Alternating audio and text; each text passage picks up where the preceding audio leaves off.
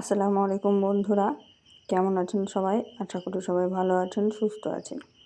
আলহামদুলিল্লাহ, আমরাও খুব ভালো আছি, সুস্থ আছি। সোনালী রান্নাঘর উইথ ভিলেজ ফুড চ্যানেলে আপনাদের প্রত্যেককে স্বাগত জানাই। আজকে আমি আপনাদের জন্য নিয়ে এসেছি মাগুর মাছের একদম মজাদার রেসিপি। গ্রাম্য পদ্ধতিতে শিলবাটায় মশলা বেটে তৈরি করে নিয়েছি। যে এইভাবে যদি একবার রান্না করে খাওয়ান তাহলে বাড়িতে সবাই চেটেপুটে খাবে, আর যে খায় না সেও খেতে পছন্দ করবে। এটাও দেখতেই পাচ্ছেন, দেখেই কতটা লোভনীয় লাগছে, আর এটা খুব কম তেলে তৈরি হয়। মাগুর মাছের এই রেসিপিটা আমি বাটা মশলা দিয়েই তৈরি করে নিয়েছি। শুকনো মশলা আমি খুব কম ব্যবহার করেছি। তো দেখুন কিভাবে তৈরি করেছি। এখানে আমি 750 ওজনের একটা মাগুর মাছ নিয়ে নিয়েছি। মাগুর মাছটাকে কেটে ধুয়ে ভালোভাবে পরিষ্কার করে নিয়েছি। একটুও কিন্তু নোংরা লেগে নাই, একদম সুন্দরভাবে পরিষ্কার করে নিয়েছি। তারপরও কিন্তু আমি এবার এর মধ্যে দিয়ে দেব 1 চা চামচ হলুদ আর 1 চা চামচ লবণ দিয়ে ভালোভাবে হাত দিয়ে মাখিয়ে সাইডে রেখে দেব কিছুক্ষণের জন্য। তারপরে আমি এটা সাইডে রেখে দিয়ে তৈরি করে নেব মশলাটা মাছ রান্না করার জন্য। এখানে আমি যে পরিমাণে মশলা দিয়েছি আর যেভাবে তৈরি করেছি পুরোটাই যদি আপনি একটু ফলো করেন তাহলে আপনাদের মাছটাও কিন্তু খুব সুস্বাদু হবে। এই তো আমি এখানে কাঁচা লঙ্কা দিয়েছি 3টা, যেহেতু ছোটো বাচ্চাও খাবে তাই খুব ঝাল করা যাবে না, তার জন্য আমি 3টা কাঁচা লঙ্কা দিয়ে দিয়েছি। এখন এর মধ্যে আমি দিয়ে দিব গোটা জিরা। গোটা জিরা দিলে প্রত্যেকটা রান্নারই ফ্লেভার বেড়ে যায় আর স্বাদটাও খুব সুন্দর লাগে। এই তো এখন আমি এর মধ্যে দিয়ে দিচ্ছি আদা কুচি দিয়ে দিলাম। এখন আমি এর মধ্যে দিয়ে দেব খোসা ছাড়ানো রসুন। এখানে একটা রসুন আমি ব্যবহার করেছি। এখন আমি এর মধ্যে দিয়ে দিলাম 2 চা চামচ মতো সরষাটা ধুয়ে ভালোভাবে পরিষ্কার করে ভিজিয়ে আমি দিয়ে দিলাম, তাহলে বাটতে সুবিধা হবে বাটায়, আর যত নোংরা সব পরিষ্কার হয়ে যাবে। এই তো সব কিছু আমি দিয়ে দিলাম। এখন আমি এগুলোটাকে শিলনোড়ায় বেটে নেব।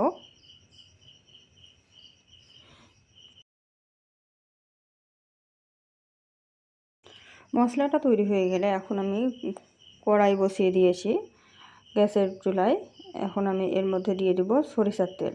খুব বেশি তেল লাগবে না, এই তো আমি অল্প পরিমাণে তেল দিয়ে দিলাম। দিয়ে এখন আমি বড় সাইজের 2টা আলু আমি লম্বা লম্বা করে কেটে নিয়েছি, কেটে ধুয়ে পরিষ্কার করে নিয়েছি। এই তেলের মধ্যে দিয়ে ভালোভাবে ভেজে নেব, একটু লাল লাল করে ভেজে নেব। দেখুন,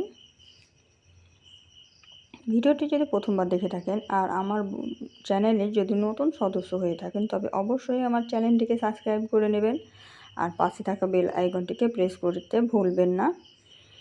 আর আমার ভিডিওগুলো যদি আপনাদেরকে ভালো লেগে থাকে অবশ্যই একটা লাইক করে দেবেন। আপনাদের একটা লাইক আমাদেরকে নতুন নতুন রেসিপি তৈরি করতে উৎসাহ দেয়, তার জন্য একটা লাইক করে দিতেই পারেন। আর রেসিপিটা যদি ভালো লেগে থাকে তাহলে একটু শেয়ার করে দেবেন। এই তো তেলটা ভালোভাবে গরম হয়ে গেছে। এখন আমি আলুটাকে ভালোভাবে একটু নাড়াচাড়া করে ভাজা ভাজা করে নেব। আলুটা হালকা হালকা ভাজা হয়ে গেছে। এখন আমি এর মধ্যে পেঁয়াজ কুচি অ্যাড করে দেব, তাহলে পেঁয়াজটাও সিদ্ধ হয়ে যাবে আর একসঙ্গে আলুটাও সিদ্ধ হয়ে যাবে। তার জন্য আমি পেঁয়াজ আর আলু আবারও ভালোভাবে ভেজে নেব। এখন আমি এর মধ্যে স্বাদ মতো লবণ দিয়ে দিলাম।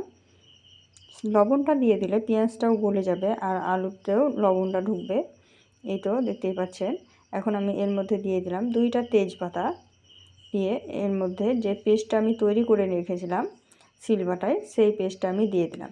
দিয়ে এখন ওই বাটি ধুয়ে একটু জল দিয়ে দিলাম, তাহলে তলায় লাগবে না আর মশলাটা খুব সুন্দর তৈরি হবে। এখন আমি 1 চিমটি করে মশলাগুলো অ্যাড করে দিচ্ছি। দেখুন, এখানে আমি দিয়েছিলাম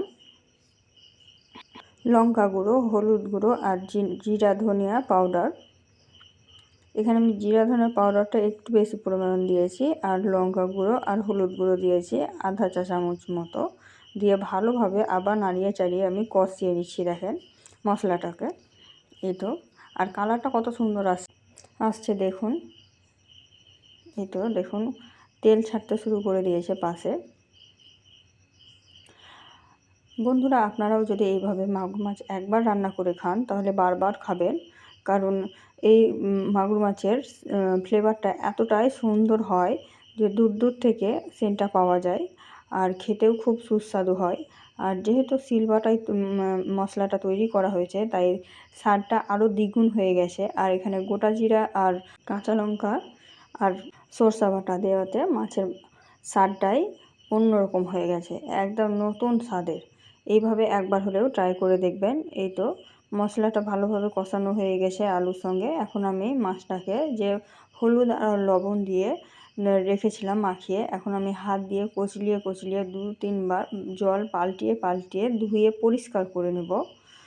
দেখুন, মাগুর মাছ যেহেতু প্রচুর আঁশটে হয়, তাই অনেকেই খেতে চায় না, কিন্তু এইভাবে যদি মাগুর মাছটা ভালোভাবে পরিষ্কার করে নেন তাহলে আঁশটে ভাবটাও থাকে না। আর এইভাবে রান্না করলেও খুব মজা লাগে।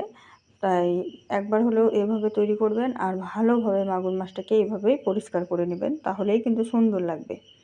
মাগুর মাছটা আমি ভালোভাবে পরিষ্কার করে নিয়েছি, আর এদিকে আমার মশলাটাও আলুটাও ভালোভাবে কষানো হয়ে গেছে, প্রায় আলুটা সিদ্ধ হয়ে এসেছে। এই পর্যায়ে আমি মাছগুলো অ্যাড করে দিলাম।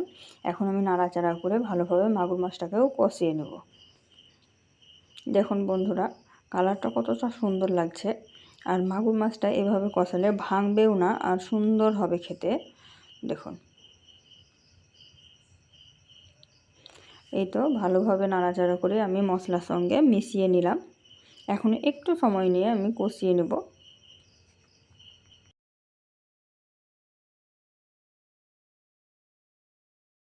মাগুর মাছের সাইডে সাইডে তেল ছাড়তে শুরু করে দিয়েছে দেখুন। এখন আমি আবারও নাড়াচাড়া করে কষিয়ে নিচ্ছি। একটু সময় নিয়ে কষাবেন, তাহলেই কিন্তু মাগুর মাছের আঁশটে ভাবটা চলে যাবে, আর খেতেও খুব সুন্দর লাগবে। আর সাবধানে কষিয়ে নেবেন, যাতে খুব বেশি জোরে কষাবেন না, নাহলে কিন্তু ভেঙে যাবে। এই তো আমি বারবার কিন্তু নেড়ে চেড়ে কষিয়ে নিলাম। এখন আমি এর মধ্যে জল অ্যাড করে দিলাম। আমি যতটুকু জল লাগবে ততটুকুই দেবো। এখানে আমি 3 বাটি জল দিয়েছিলাম, দিয়ে নাড়াচাড়া করে নিলাম। দেখলাম একটু একটু মাগুর মাছগুলো দেখা যাচ্ছে, কিন্তু এখানে ডুবো জল দিতে হবে। যেহেতু এটা কাঁচা মাছ, তাই ভালোভাবে সিদ্ধ করে নিতে হবে।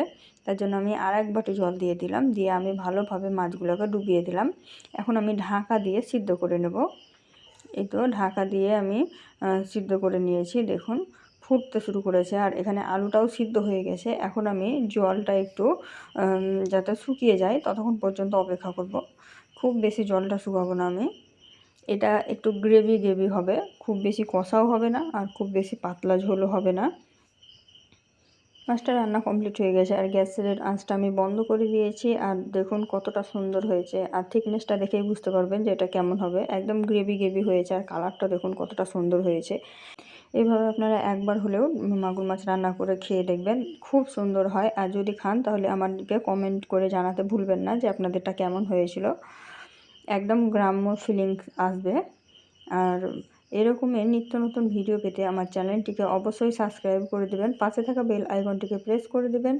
আর ভিডিওটি যদি ভালো লেগে থাকে তাহলে লাইক, শেয়ার, কমেন্ট করতে ভুলবেন না। দেখা হবে এই ধরনের অন্য কোনো রেসিপি নিয়ে অন্য কোনো ভিডিওতে। ততক্ষণ সবাই ভালো থাকবেন, সুস্থ থাকবেন। খোদা হাফেজ।